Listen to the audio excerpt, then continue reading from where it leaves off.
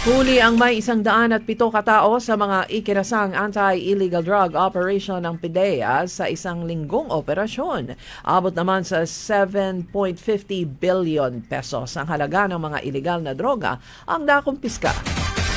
Bilang ng mga sasakyan sa lansangan ng NCR bumaba mula nang tumaas ang presyo ng petroleum products. Ganito din ang sitwasyon sa mga lalawigan.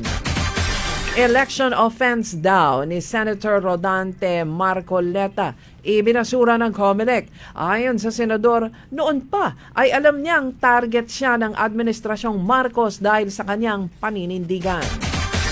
Mga eksperto nagbabala sa malawakang kahirapan at taggutom sa bansa dahil walang konkretong hakbang na ginagawa ang gobyerno maliban sa band-aid solutions o pansamantalang sagot sa mga suliranin ng Pilipinas.